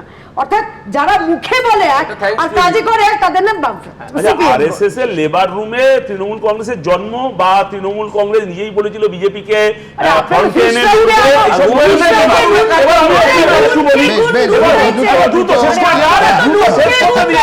এবার হুমায়ুন কবির নিয়ে, হুমায়ুন কবির কংগ্রেস, হুমায়ুন কবির সব প্রেমের কথা বলছে ফেব্রুয়ারি মাস। হুমায়ুন কবির তৃণমূল কংগ্রেসকে মন শুধু না শরীরও দিয়েছে, বিজেপিকে মন দিয়েছে। এখন ওনার মনে কি আছে সেটা তো আমাদের বোঝা দরকার। বিজেপি মানে মিল কোনো সংশয় নেই। হুমায়ুন কবির মানে কি? আমার স্পষ্ট কথা, যেভাবে সংখ্যালঘু মানুষকে সামনে থেকে বিজেপি মারছে, পিছন থেকে দেখুন ক্রমশ এটা বড়দের শোয়ে পরিণত হচ্ছে, প্রাপ্তবয়স্কদের শোতে। তার কারণ আমি জানি না আজকে 11 তারিখ, 14 তারিখ খুব দ্রুত চলে আসছে বলে মন শরীর সব দেয়া বললো। হ্যাঁ, আমি তবে রাজনীতি দুটো কথা বলবো, যে একটা হচ্ছে যে একদম মানে বিশ্বনাথের কথার সঙ্গে আমি একমত যে অ্যাসিমেট্রিক হয়, মানে 2-2 4 সবসময় হয় না। সেই জন্যই আমি বলছিলাম যে এখন পর্যন্ত যখনই যদি এটা আদৌ ঘটে, মিম বা হুমায়ুন কবিরের সঙ্গে জোট বাঁধা হলে সেটা কোন জায়গায় গিয়ে দাঁড়াবে, অর্থাৎ সিপিএমের যারা সমর্থক তারা কিভাবে নেবে, এটাও কিন্তু একটা দেখার বিষয়। বা মানে সমর্থক, আমি তাদের কর্মী বলছি না, সমর্থক, সেটা দেখার কথা। আর দ্বিতীয় যেটার কথা, সেটা তো আবার বোঝা গেল যে এই যে চিৎকার চেঁচামেচি হলো, at the end of the day Arup বসে বসে মোবাইল ঘাটছে, আর সবাই ঝগড়া করছে। আমি একটা কথা পরিষ্কার করতে চাই, এবং আমি সাধারণ মানুষ যারা টেলিভিশন দেখছেন বা মোবাইলে দেখছেন সবাইকেই বলতে চাই যে আমাদের প্রত্যেক পশ্চিমবঙ্গের নাগরিকের ভাবা উচিত, ধরুন হুমায়ুন কবির কিছুদিন আগে উনি মন্ত্রী ছিলেন শাসক দলের, যেদিন ছাড়লেন তার বোধহয় 15 দিন 1 মাসের মধ্যে তার উপরে বিভিন্ন রকম স্টেপ নেওয়া শুরু হলো। এই শুনলাম যে তার মেয়ের বাড়িতে রেড করা হয়েছে। এক মিনিট, কোর্ট অর্ডার, সুপ্রিম কোর্টের অর্ডার যে স্টেট মানে না, কোর্ট অর্ডার।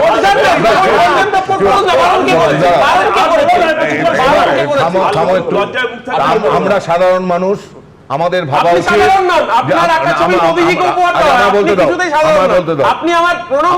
আমায় বলতে দাও, তো সেইখানে সত্যি সত্যি ভাবার সময় এসছে যে এই পলিটিক্যাল মানুষ যারা, তাদের ক্যারেক্টারগুলো কি, তাদের অতীত কি, বর্তমান কি, তাদের অ্যাক্টিভিটিস কি। আজকে যে বললো যে তৃণমূল আমি মন্ত্রী, দুদিন পরে সেই লোকটাই বলছে না আমি এর এগেনস্টে প্রতিবাদ করব। তো এই যে দ্বিচারিতার একটা প্রতিযোগিতা চলেছে, এইটা থেকে কাকে চুজ করব আগামী নির্বাচনে, এটা মানুষকে বহুবার ভাবতে হবে। তা না হলে আগামী দিনে কিন্তু আমাদের পশ্চিমবঙ্গবাসীর আরো অনেক দুর্দশা।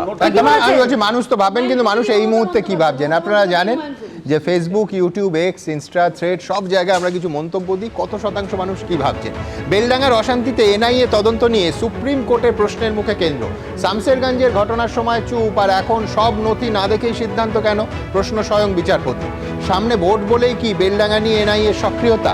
91% মানুষ মনে করছেন যে হ্যাঁ সেই কারণে সামনে ভোট বলে এনআইএ সক্রিয়তা, না এমনটা মনে করছেন 8%, বলতে চাননি 1%। পরের মন্তব্য ছিল যে বেলডাঙ্গায় শুরু হলো বাবরি মসজিদ নির্মাণের কাজ, বাবরি মসজিদ কোনোদিনই হবে না, হুঁশিয়ারি দিচ্ছেন যোগী আদিত্যনাথ। বিধানসভা ভোটে হুমায়ুন কবিরের এই বাবরি মসজিদ কি ইস্যু হবে?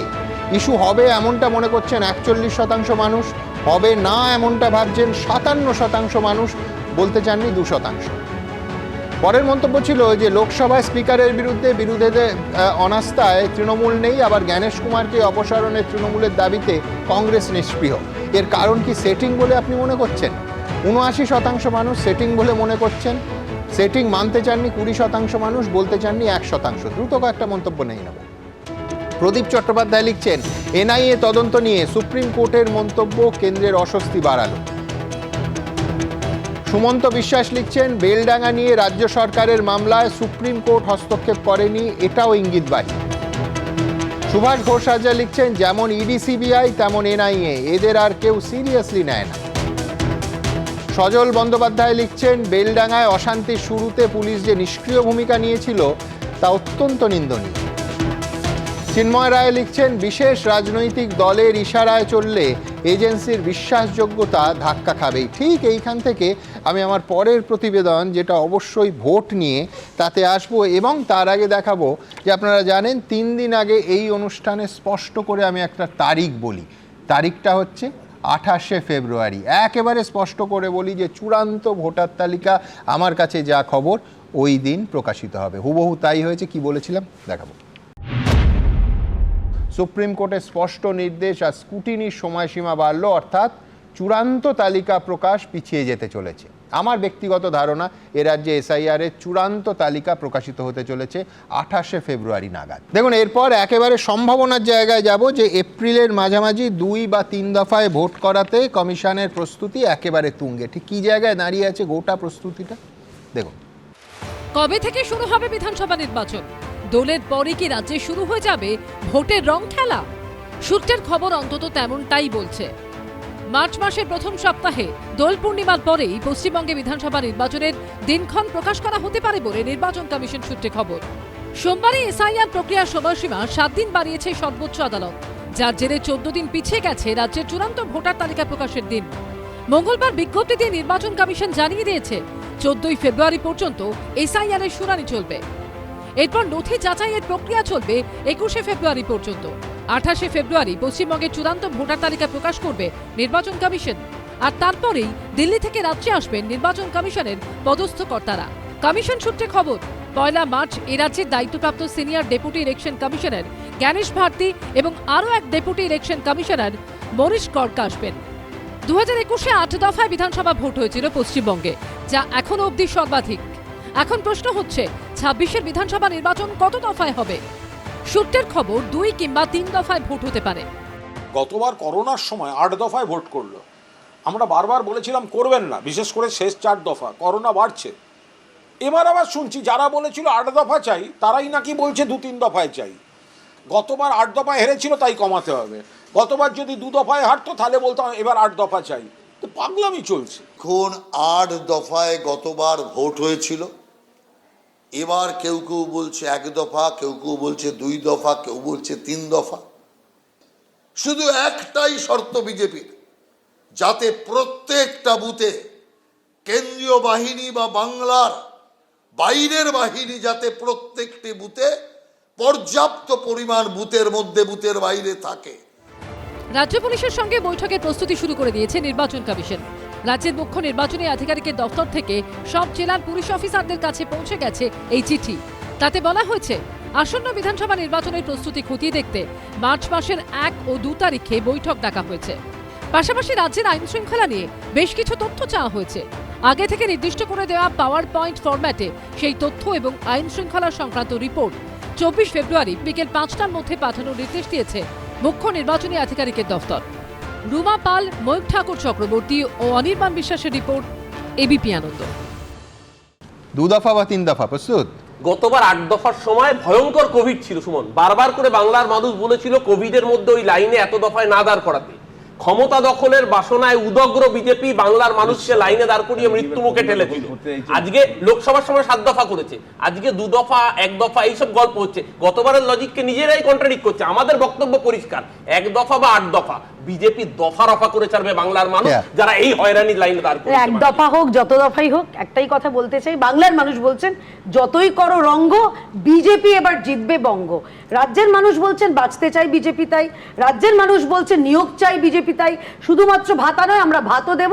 তাই 1 দফা হোক, 10 দফা হোক, 15 দফা হোক, 3 দফা হোক, ভারতীয় জনতা পার্টি 2024-এ ক্ষমতায় আসছে, এটা দেওয়াল লিখন নিশ্চিত। জিতবে বিজেপি, আমরা বলছি জিতবে বাংলা। এখন স্টুডিওতে আমরা বিভিন্ন দলের সঙ্গে বিভিন্ন দলের রফা নিয়ে আলোচনা করছি, এবার সরাসরি দফায় আসছি। সায়নদীপ, আমার কথা হলো যে কালকে আমরা নির্বাচন কমিশনের সুজন চক্রবর্তী অভিযোগ জানিয়ে এসেছে 2024-এর ভোট কিভাবে মৃত মানুষের ভোট দিয়ে কয়েকটা বুথে তৃণমূল জিতেছে, ও সংখ্যা দিয়ে দেখেছি।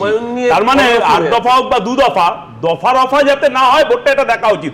ফ্রেশ ভোট হলে, সঠিক ভোটার তালিকার ভিত্তিতে ভোট হলে, যেটা এফআইআর এর পড়া হবে কিনা জানি না, তৃণমূল বিজেপি গোহারা অষ্টম বামফ্রন্ট পাবে। অসাধারণ।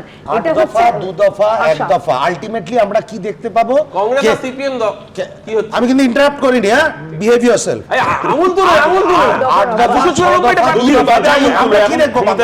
কেন্দ্রীয় বাহিনী এলো, নাগরদোলা চলছে, ভালো পিকনিক হচ্ছে, বিজেপি বন্দোবস্ত করে দেবে, স্বরাষ্ট্র মন্ত্রক বন্দোবস্ত করে দেবে যাতে নিজেদের অপদার্থদের হাতে বাংলার দায়িত্ব না দিতে হয়। দিদি রয়েছে, বিজেপি জেতার পরে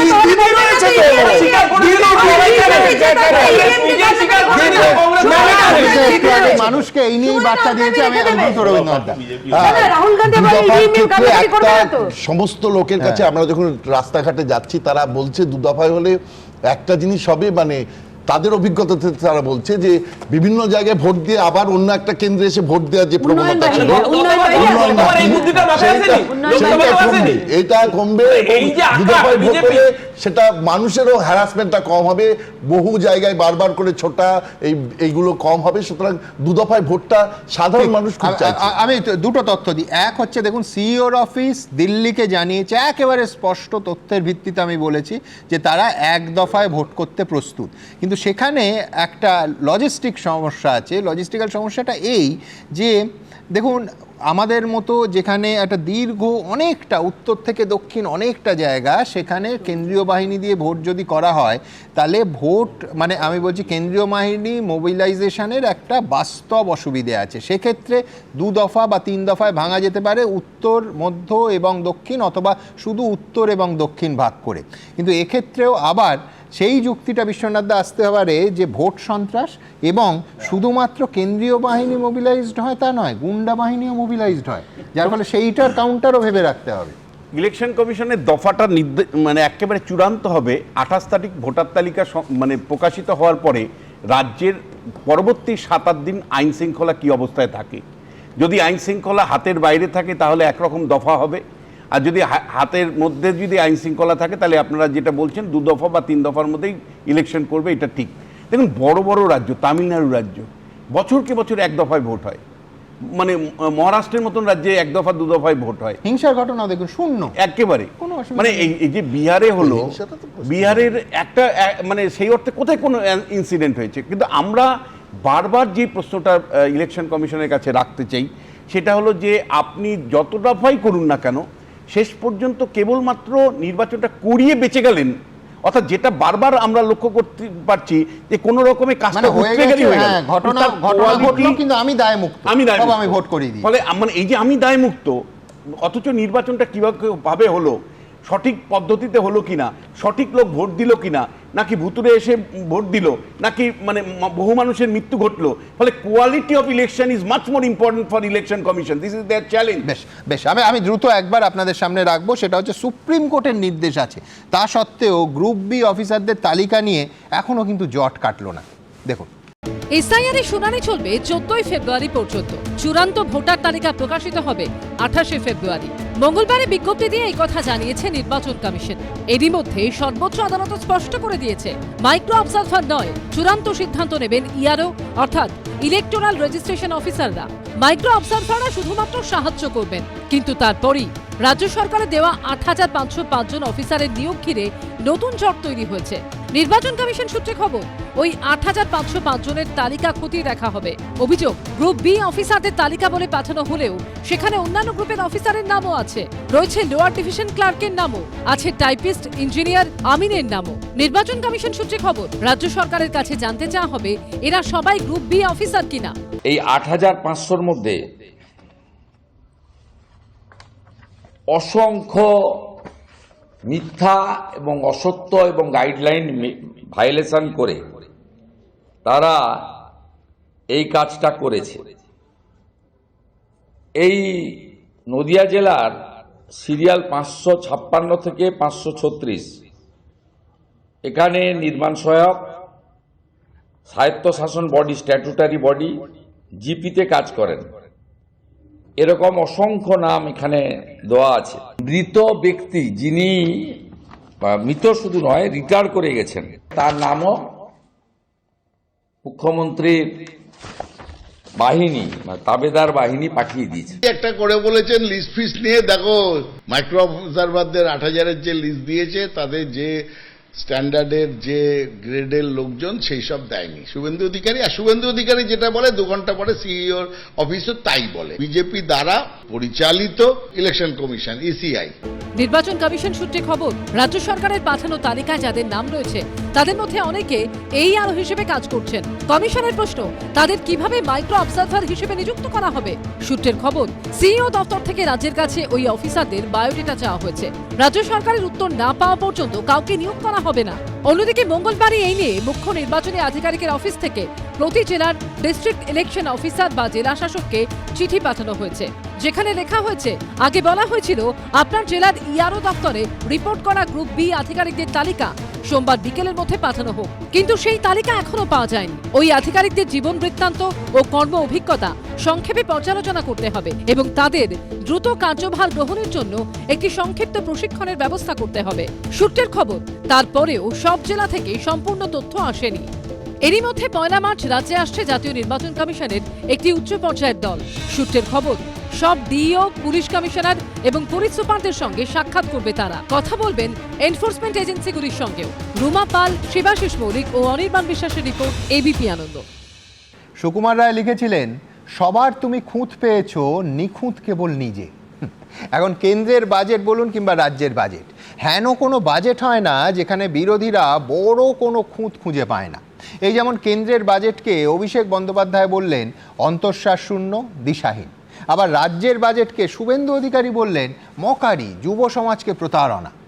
দেখুন, বাজেটে কোন খাতে কত বরাদ্দ হওয়া উচিত সে নিয়ে তরজা চলবে, কিন্তু আমরা অ্যানিমেশনে রসিকতা করি বলে আবার কেস বরাদ্দ করবেন না প্লিজ। দেখুন, কেস দেবেন না প্লিজ।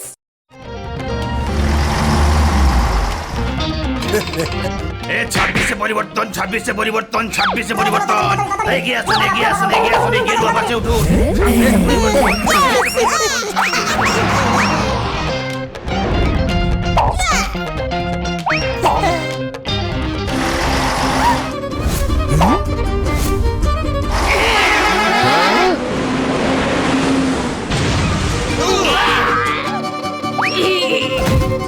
এগিয়ে বাংলা, এগিয়ে বাংলা, এগিয়ে বাংলা, এগিয়ে বাংলা, এগিয়ে বাংলা।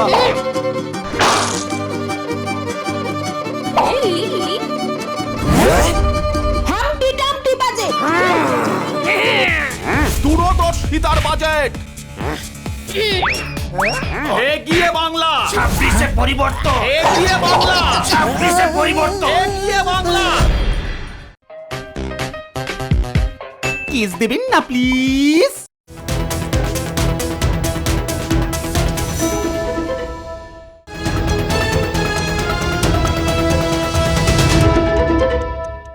এবিপি আনন্দ, এগিয়ে থাকে, এগিয়ে রাখে।